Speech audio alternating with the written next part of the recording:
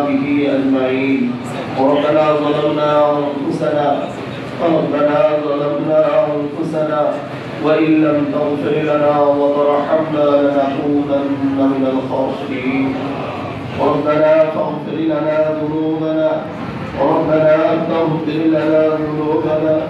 وكفر عنا سيئاتنا وتوفنا مع الأبرار. يا حي يا قيوم برحمتك نستغيث.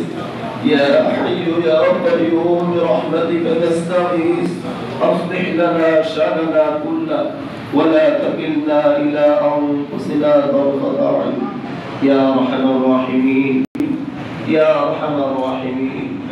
اللهم اغفر لحينا وميتنا وشاهدنا وغائبنا وصغيرنا وكبيرنا وذكرنا وأنثانا.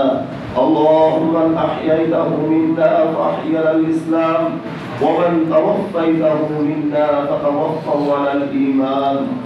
يا أول الأولين يا آخر الآخرين يا ذا القوة المتين يا راحم المساكين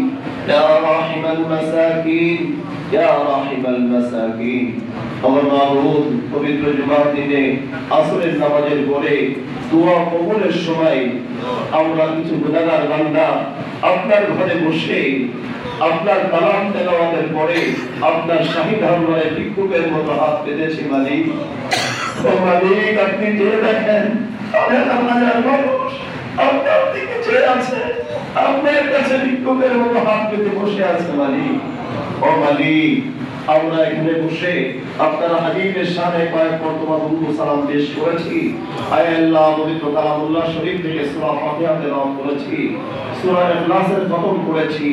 আয় আল্লাহ, পরিবারের পক্ষ থেকে তার খতম কোরআনে কারীম এর খতম করা হয়েছে।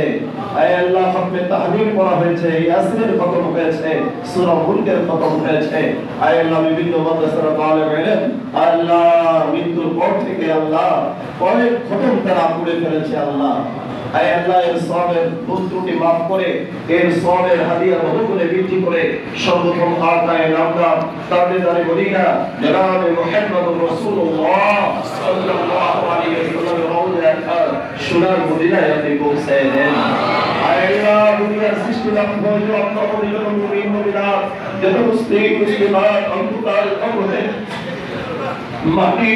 মাটিতে পিঠ লাগায় শুয়ে আছেন মালিক।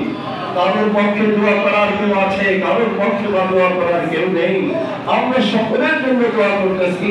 ও মালিক, এই তেলাওয়াতের সওয়াব, এই খতমের সওয়াব আয় আল্লাহ বহু করে বৃদ্ধি করে তাদের রূহ মুবারক আপনি পৌঁছায় দেন।